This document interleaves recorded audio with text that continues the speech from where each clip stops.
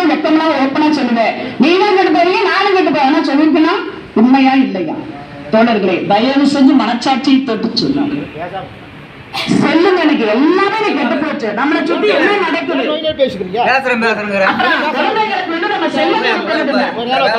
உணவு, உடை,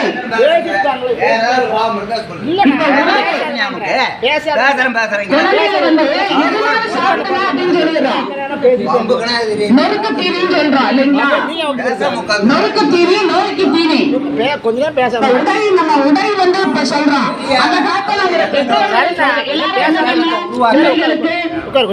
முடிக்க போறோம்னா நம்ம கடைக்கு கூடி குழந்தைகளுக்கு நம்மளுடைய நமக்குள்ள பெற்றோர்கள் எப்படி உடை எடுத்து கொடுத்தார்கள் தோழமைகளை. இதுதான் 5 மீட்டர் 10 மீட்டர் வாங்கி கிழிச்சு 2 மீட்டர் போட்டுக்கோ, ஸ்கெட்டு ஷர்ட் போயிரு. ஆனா இன்னைக்கு நம்ம என்ன செய்யற, குழந்தைகளை கடைக்கு கூட்டிட்டு போறோமா இல்லைங்களா? கடையவே காட்டுறோம்ல, தங்கா செல்ல நீ எடுத்துக்கடா, எடுத்துக்கோ, என்னனாலும் எடுத்துக்கோ அப்படிங்கிறது. அப்பா மௌனமா வெளியே, அப்பா உங்களுக்கு எடுக்கல, இல்லமா நான் வேற ட்ரெஸ் எடுத்துப்பேன், பாக்கெட்டில் பணம் இல்லை.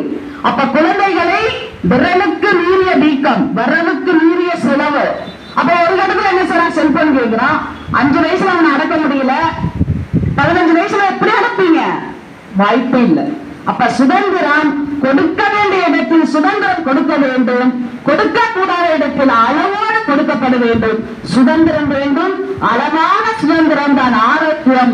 அளவுக்கு மீறினால் சுதந்திரமும் ஆபத்தை ஆபத்தை என்று சொல்லி அருமையான ஒரு பட்டிமன்றம் நடத்த வாய்ப்பளித்த மதிப்பிற்கும் அன்பிற்கும் மாண்பிற்கும் உரிய இந்த சான்றோர்கள் அனைவருக்கும் நன்றி கூறி விடைபெறுகிறோம். நன்றி.